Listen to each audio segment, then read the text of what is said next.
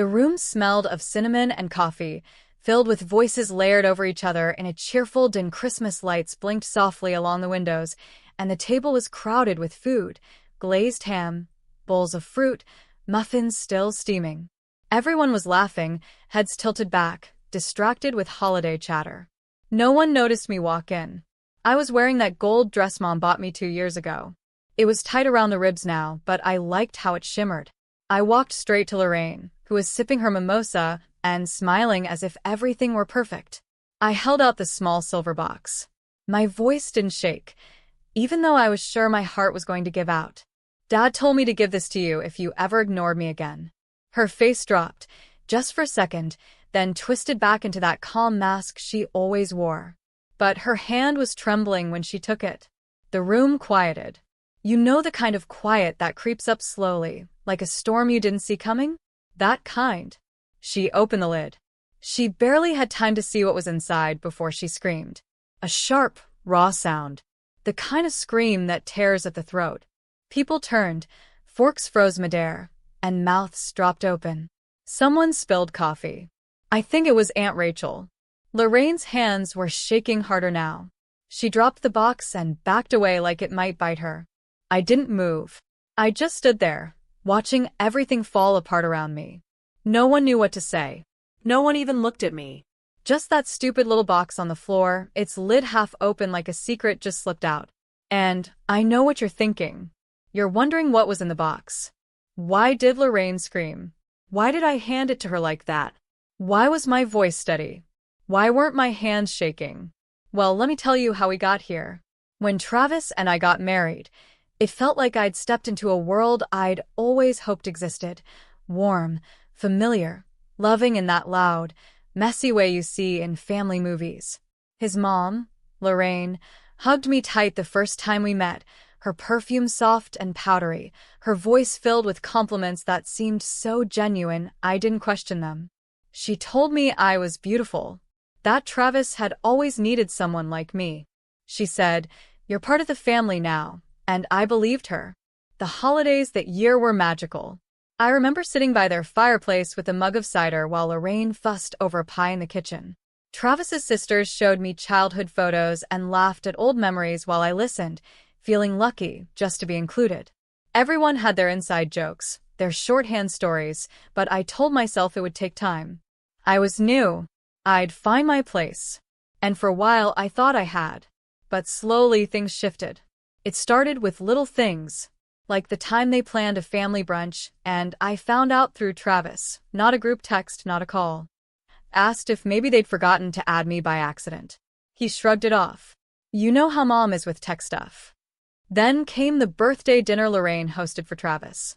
I brought a dessert I'd spent all afternoon making. No one touched it.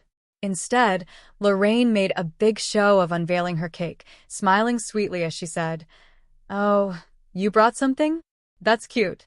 We weren't sure if you'd have time with your schedule." I laughed. What else could I do? I told myself I was being sensitive.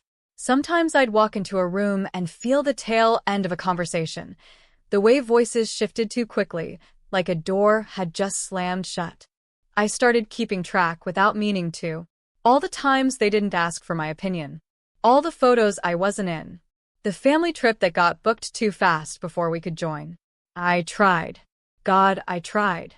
I baked things Lorraine liked. I complimented her endlessly. I offered to help with everything, even things no one else touched. When I brought up how I was feeling, Travis just shook his head.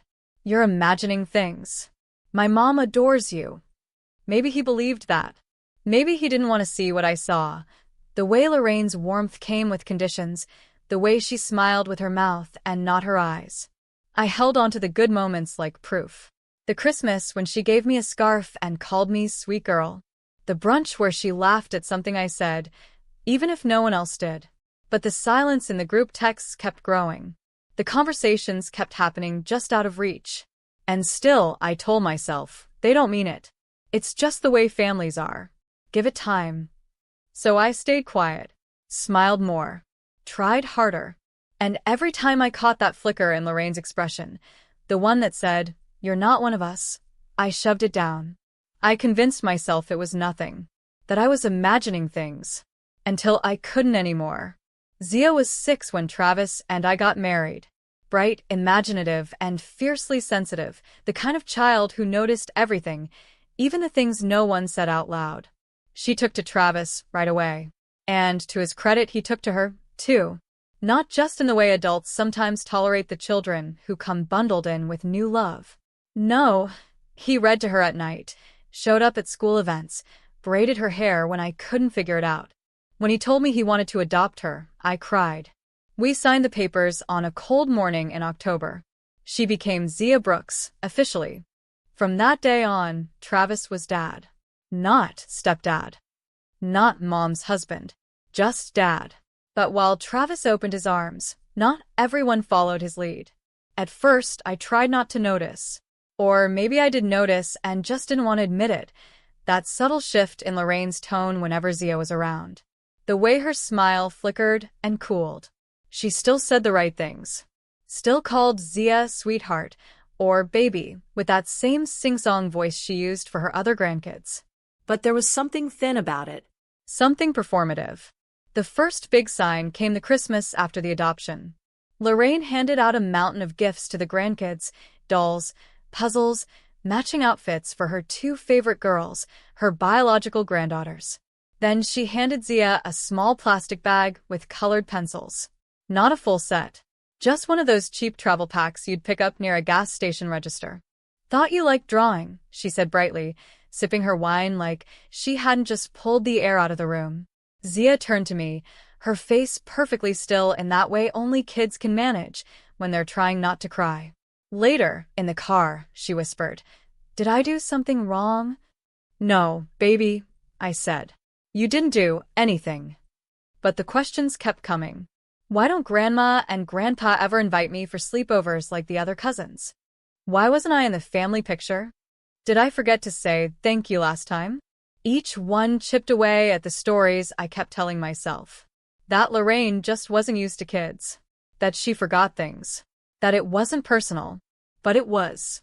Birthday parties came and went with group messages sent to everyone but us. We'd find out only when Travis got a call or a tag on social media. Lorraine always had a reason. "I thought you were out of town." "Oh, I didn't realize Zia was free that day." It was just a casual thing. Zia noticed more than she said. She started hanging back during family events, watching from the edge of the room, drawing in her notebook while the other kids played a game she wasn't invited to. Lorraine barely looked her way, unless Travis was in the room. Then she'd call Zia over with an exaggerated sweetie, like she could smooth over all the silence with one sugary word. It was death by 1,000 small cuts. Every Christmas, the gifts followed the same pattern: expensive dolls with accessories for the others, books with inscriptions, jewelry boxes, and toy kitchen sets. Zia got socks, a bath sponge. In 1 year, a roll of stickers was already half peeled. Travis never noticed, or didn't want to. I couldn't blame him. He grew up inside that family. It was hard for him to see it from the outside. But Zia saw. She once came to me and asked, "Does Grandma not like adopted kids?" The question stunned me. "No, honey, that's not it," I said. "You're just as loved as everyone else." She nodded. Didn't argue. But she didn't believe me either. I'd catch her watching Lorraine across the room at gatherings, her little eyes narrowed with quiet confusion, like she was trying to work out the answer to a riddle no one would explain. I wanted to shield her. From the coldness. From the favoritism. From the unspoken message that she wasn't really family. But the thing about unspoken messages is that they still get heard. Zia kept quiet, but I could feel the questions buzzing inside her. I saw the way she checked the tags on her gifts, held them for a second, and then set them aside with a small nod. Like she was trying not to look disappointed. Trying to make peace with it before anyone saw her sadness. That kind of sadness doesn't show up in loud cries or tantrums. It sinks, quiet and deep. And the thing that hurt the most was knowing that she thought it was her fault. That somehow she had failed some secret test everyone else had passed. I watched my daughter shrink a little more each time we were around them, and still I smiled. Still, I played nicely. Still, I let it go until I couldn't anymore. Thanksgiving was always a big deal at Lorraine's. She started prepping a week early, texting out assignments for dishes and decorations, sending Pinterest boards with themes and color schemes. That year, she went all out. Golden leaves, pumpkin-shaped place cards, chargers with scalloped edges. Everything was curated and coordinated like a magazine spread. The dining table looked like it belonged in a catalog, warm tones, polished silver, and little handwritten notes at each place setting. Each plate had a name. Emma's harvest spot, Jason's thankful plate, Lily, our little blessing. And then there was Zia's. Just a plain white plate with no card. No name. No note. Nothing. She stood beside her chair in silence, her hands twisting the hem of her sweater. I sat down next to her, pretending not to notice, pretending that it didn't feel like someone had reached inside my chest and clenched their fist around something soft. Zia leaned in close and whispered, "Maybe she thinks I'm just visiting." I wanted to say something. Anything. But the words dried up in my throat. What could I possibly say that would make that okay? Across the table, Travis glanced down at her plate. I saw his jaw tighten, his fork slow midair. He saw it. For the first time, he saw it. But he didn't say a word. He gave my hand a squeeze under the table. A silent, heavy gesture that said, "I know. And maybe also, don't do this now." I didn't. I smiled through dinner, helped serve the second round of stuffing, and laughed at a story I'd already heard 3 times. But the pit in my stomach stayed. Later that night, once we were home and Zia had gone to bed, Travis stood at the kitchen sink, rinsing wine glasses. "Why didn't she get a name card?" I asked, even though we both already knew the answer. He stayed quiet. "I'm serious, Travis." He didn't turn around. "I don't know. Maybe it was just a mistake." "Come on." He sighed, setting the last glass on the rack. "I don't want to fight." "Neither do I. But we keep acting like this stuff is random. It's not. She's been doing this for years. And now Zia is starting to feel it." "She is family," he said quietly. "Then why is she the only one who has to keep proving it?" He turned then, his face weary. "You think I don't notice? You think I don't feel sick when I see that look in her eyes? But what do you want me to do? Yell at my mother during Thanksgiving dinner?" "No," I said, voice shaking. "I want you to say something. To someone." To me. I'm tired of pretending this is okay. Tired of lying to Zia and telling her she's imagining it. She's just a kid. She doesn't need to carry that yet. She's already carrying it, Travis. The room fell silent again, the kind that doesn't feel peaceful, just full of all the things left unsaid. That night, like so many before it, we went to bed without resolving anything. He turned his back. I stared at the ceiling. And in the next room, I knew Zia was probably lying awake too, wondering what she'd done wrong this time. Still, I kept showing up. For birthdays. For baby showers. For Easter brunch and Mother's Day tea. I brought side dishes and smiled at jokes and hugged people who didn't hug back quite the same. I told myself it was for Zia, for Travis, For family unity. that if I just stayed kind long enough, Lorraine would come around. But the truth is, I wasn't doing it for them. I was doing it for myself. Because if I stopped showing up, if I stopped trying, then I'd have to admit that this family never really accepted me. That no matter how hard I worked, how quietly I endured, how much I gave, it would never be enough. And that's a hard thing to live with. Even harder to explain to a child who's starting to understand that love, in some places, comes with terms and conditions. So I kept going. Until the box. That December, I tried harder than ever. I bought the matching outfits, red velvet dresses with little gold bows for the girls, and even found a sweater for Travis that didn't clash. I wrapped gifts with extra care, curling each ribbon by hand. I told myself this year would be different. That Lorraine would see us trying, would meet us halfway. That somehow, the weight of the years behind us might soften her heart. I wanted to believe in Christmas. In grace. In the family. Zia didn't say much that week. She helped me bake cookies, but only stirred when I asked. She drew cards for everyone, even Lorraine, but tucked hers under the tree without ceremony. There was a quietness to her. Not sullen, just tired, the way kids get when they've stopped expecting anything to change.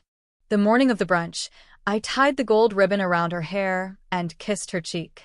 She didn't smile, just looked at me through the mirror and said, "Do we have to go?" I said yes. Because what else was I supposed to say? We arrived late, on purpose.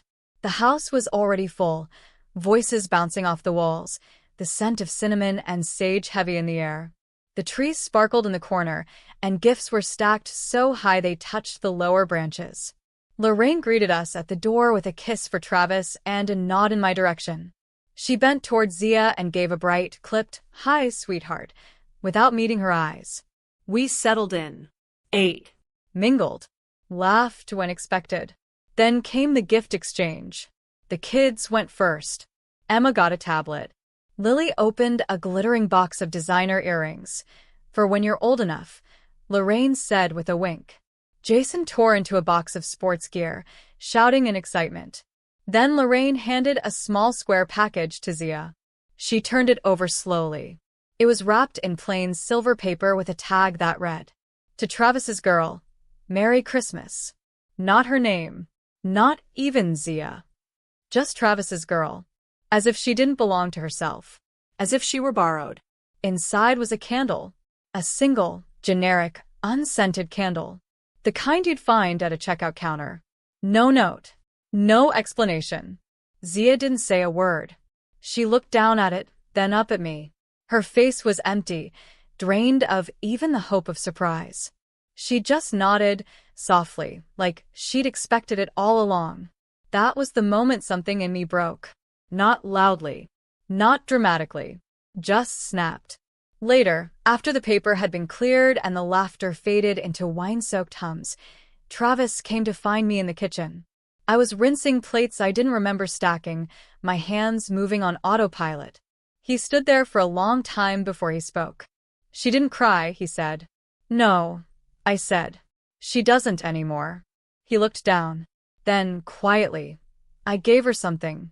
A while back." I turned. "What do you mean?" "A box," he said. "Back in September. I'd ordered it months ago. Didn't even tell you. Just felt like I needed to prepare her for this. In case it got worse. In case it happened again." "What was in it?" He hesitated. "Something of mine. Something Lorraine gave me when I was little. When I felt like I didn't fit in either." That stopped me cold.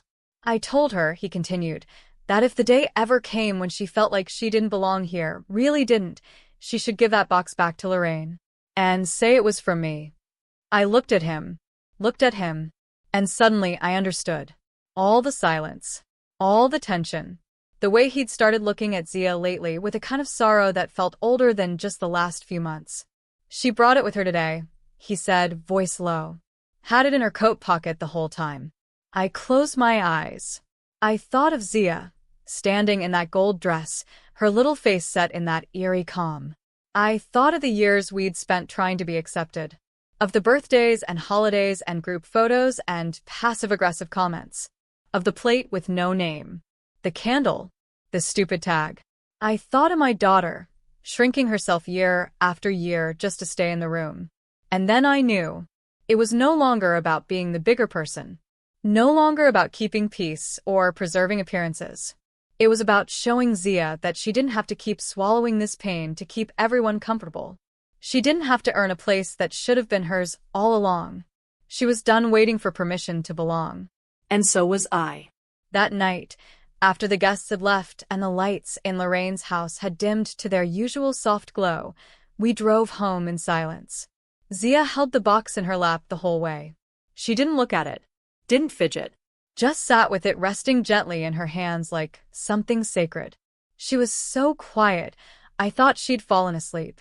But when I glanced back at her in the rearview mirror, her eyes were wide open. Focused. Calm. After we got home, and she was out of her coat and shoes, she came into the kitchen, where Travis and I were still in our layers, unwinding the day. She placed the box on the counter. "I'm going to give it to her tomorrow," she said. She wasn't asking. Her voice didn't tremble. She wasn't angry, wasn't seeking permission. There was a clarity in her tone I'd never heard before, like something had clicked into place inside her. Travis looked at her for a long time before answering. Then he nodded. Okay. You're sure? I asked, my voice quieter than I meant it to be. Zia nodded. She needs to know. She didn't mean it to be cruel. That was the part that struck me most. There was no spite in her, no bitterness. Just this clean, steady resolve. Like she'd finally stopped trying to be chosen and decided instead to just be seen on her terms. That night, she went to bed early. She placed the box carefully on her bedside table and pulled the blankets over herself without waiting for a story. I kissed her forehead and lingered in the doorway longer than usual. She was already staring at the ceiling, her small fingers crossed over her stomach like she was saving strength for something. She's so sure, I whispered after I closed her door. Do you think she'll regret it? No, Travis said. Not Zia. Not this. We sat in the living room with the soft buzz of the heater filling the silence. Travis leaned back, eyes half closed, hands folded in his lap. I never told you what was in it, he said finally. I turned toward him. It was 3 things, he said. I wanted her to have something that would make her feel solid. Real. Like she didn't have to keep asking if she belonged. He took a breath. First was a copy of the adoption certificate. The real one. With her name. Just in case anyone ever made her feel like a guest again. I nodded slowly, tears already forming behind my eyes. Second, he continued, was a photo of the 2 of us from the day it was finalized. You remember? We were standing on the courthouse steps, and she was holding both our hands. I remember, I whispered. And the third, he paused, rubbing his thumb against his palm. A letter. From me. I wrote it the night after I signed the papers. It says that no matter what anyone says or doesn't say, no matter how they look at her or don't, she is my daughter. Not just a name. Not just legally. But fully, completely, always. I couldn't hold it in anymore. I leaned into him and let the tears fall. She never told me she'd kept it with her, I said. She didn't tell me either, he replied. But I saw her take it out of her drawer last week. She held it like she'd been waiting for the right moment. And this is it. He nodded. This is it. It was strange, the sense of stillness that settled over the house that night. You'd think we'd be full of nerves, rehearsing what would happen, what might be said, what we'd do if it didn't go well. But none of that came. Instead, we slept. All of us. Quietly, deeply. Not because the storm had passed, but because, for the first time, we weren't afraid of it anymore. Lorraine's house looked like something out of a holiday commercial that morning. Polished silverware, napkins folded into little poinsettias, champagne flutes catching the light like crystal stars. The smell of sugared bread and cinnamon clung to every surface. The heat was turned up just a touch too high, but no one mentioned it. They were too busy playing perfectly. We arrived again. Zia walked in wearing her red velvet dress. The same one she'd picked out with me weeks before. The one she twirled in front of the mirror, cheeks flushed with hope. She looked beautiful. Grown in a quiet way, kids start to seem older overnight. I'd braided her hair that morning with extra care, slipped gold clips in on either side. No one said a word. Not a single compliment. Not a glance from Lorraine. Just the usual flurry of attention for the real grandkids. How tall they'd grown, how pretty their curls were, how smart they sounded. Zia sat quietly at the end of the table, folding the hem of her dress between her fingers, her face unreadable. I reached under the table and gave her hand a gentle squeeze. She didn't look at me, just nodded once. Halfway through brunch, while people were still mid-laugh, mid-bite, mid-toast, Zia stood. The room didn't go silent right away. A few heads turned, surprised to see a child standing without being prompted. She walked to the other end of the table where Lorraine sat with her mimosa, laughing at something Rachel had just said. Zia stood beside her chair and held out the silver box. Dad told me to give this to you, she said, if you ever ignore me again. That was all. Just that. The air in the room changed fast. The way it does when someone breaks a rule that no one ever says out loud, but everyone follows. Lorraine looked stunned. She blinked, lips slightly parted, then slowly reached out and took the box. The moment her fingers touched it, the room seemed to tilt. She opened the lid. Inside, the photograph from the courthouse.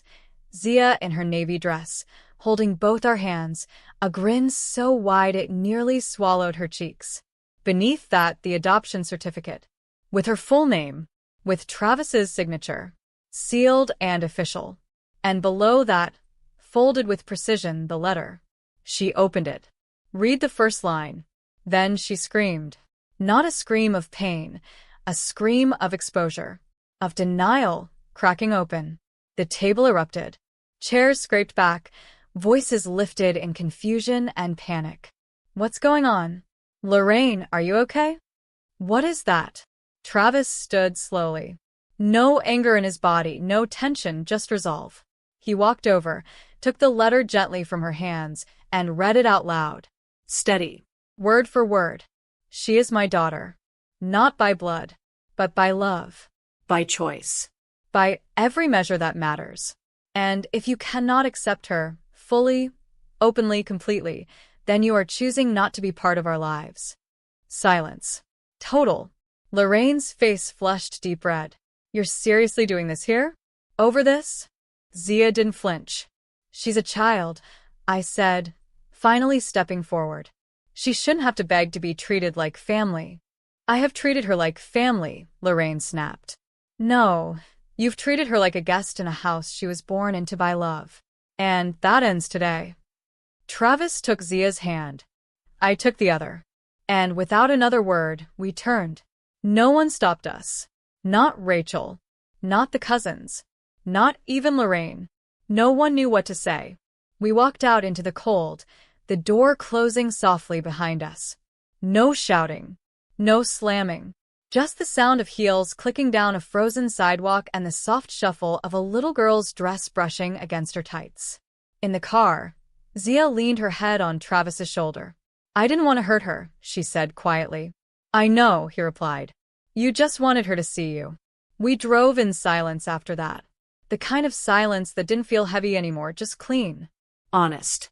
New. We left the house behind us, and with it, the layers of performance, the subtle cuts, the traditions that dressed themselves as love but never made room for all of us. We didn't look back. We didn't need to. We had everything we needed in the car with us. The days after the brunch were quiet in a way I hadn't expected. No calls. No messages. Nothing. Lorraine went silent. Not even a cryptic group text or a secondhand comment passed through Rachel or Maddie. The silence wasn't aggressive. It wasn't dramatic. It was just vacant, like a door quietly closing and locking itself from the other side. And for the first time in years, I didn't feel the panic that used to follow that kind of quiet. I didn't rush to fill it, didn't explain or smooth or apologize. I just let it be. Our home felt different after that. Not louder or busier, the opposite. But there was a weight lifted. The tension that had been hanging around like smoke had finally cleared. Zia didn't ask about Lorraine. She didn't look at her phone during dinner, hoping for a message. She didn't stare too long at the mailbox when we walked past it. She seemed lighter. Not giddy, just settled. And I think that's what peace looks like in kids. Not big smiles or clapping hands. Just stillness. Security. Knowing they don't have to keep scanning the room for signs that they belong. One night, about a week after the brunch, a small envelope arrived. Just our address on the front, handwritten. No return name. Zia opened it carefully at the kitchen table while I stirred pasta. Inside was a slim velvet pouch and a folded note. The bracelet was a simple braided cord with a tiny silver star at the center. Nothing flashy. Nothing expensive. But immediately, Zia's face changed. She opened the note. You were really brave. I saw everything. I wanted you to know someone was proud of you. Love, Maddie. No hashtags. No emoji hearts. Just that. Soft. Straightforward. Zia slipped the bracelet on without a word. Tightened the cord. Looked at her wrist like it meant something real. It made her visible in a way no party dress ever had. She didn't take it off that night. or the next night, or any night since. It was the only thing she wore from that side of the family, and the only one that ever truly belonged to her. Maddie never said anything else. She didn't follow up, didn't post online or ask for thanks. Just sent the note and the bracelet and left the space open. Sometimes kindness is loud, parades and speeches and big gestures. But sometimes it looks like a thread around a small wrist. A quiet offering. A way of saying I see you when no one else dares to say it out loud. Zia wears it every day. And every day, it reminds her of something we all need to believe. That you don't need everyone to choose you. Just one person who does, fully, without question. And sometimes, that's enough to rewrite everything. It's strange how quiet moments can carry the most change. Not the big fights or dramatic walkouts, but the soft, ordinary days that come afterward. The ones where everything is different, even if no one says so out loud. In the weeks after the brunch, our world felt smaller but warmer. The edges are sharper, clearer, and somehow safer. Zia stopped asking questions that didn't have answers. She stopped watching people to figure out how to act, how to blend in. That performer's mask, the one she'd been crafting since the first time she noticed she was always just slightly out of the frame, slipped away. Now, she laughs louder. She forgets to ask if it's okay to pour herself another glass of juice. She dances around the kitchen with socks on, no audience but the cat. She calls Travis Dad without checking for someone else's reaction. She doesn't need to be anything other than herself. And that, I think, is what changed most. Travis isn't torn anymore. He's not balancing between two lives or trying to soften the discomfort in the middle. He made a choice, not against his mother, but for his daughter. He shows up now in small, everyday ways that feel enormous, taking Zia to her art class without being asked, letting her drag every blanket in the house into the living room for one of her now weekly fortnights, baking blueberry muffins with her even when the batter ends up more on the floor than in the oven. We've made new traditions just for the three of us. Saturday mornings mean pancakes in pajamas. Rainy afternoons mean movie marathons and popcorn so buttery it stains our fingers. And Christmas? This year, we made our decorations. Just the three of us. We didn't try to match anyone else's aesthetic. Didn't worry about impressing anyone. We baked cookies with mismatched shapes and hung Zia's paper snowflakes on the windows. And the house was full. Full in a way I never thought possible without the presence of extended family. But full of love, with belonging, with people who looked each other in the eye and meant it. Still, I'd be lying if I said the break didn't hurt. There's grief in letting go of what you hoped a family would be. There's pain in accepting that love from some people will always come with limits, with terms. But sometimes, the cost of staying is much higher. Sometimes, walking away is the only way to protect the parts of yourself that shouldn't have to keep breaking. Zia doesn't talk about Lorraine anymore. But she wears Maddie's bracelet. She calls my parents to read them her stories. She writes thank you notes with glitter pens and seals them with stickers. She knows who shows up. And so do I. We've learned that family isn't defined by DNA or polite traditions or the number of seats at someone else's table. It's defined by presence, by protection, by love without performance, by who stays when it's hard, by someone who sees you fully and chooses you anyway. I kept the box. Not because I needed it to remind me of what we walked away from, but because now it reminds me of what we walked toward. It sits in my closet, tucked between old photo albums and baby shoes. It holds the letter, the photo, the copy of the certificate. It holds a story, not one of rejection, but of strength. Of a girl who stood up in a room full of people who never truly saw her and claimed her place anyway. Of a father who chose her. Of a family that began, finally, exactly where it always should have.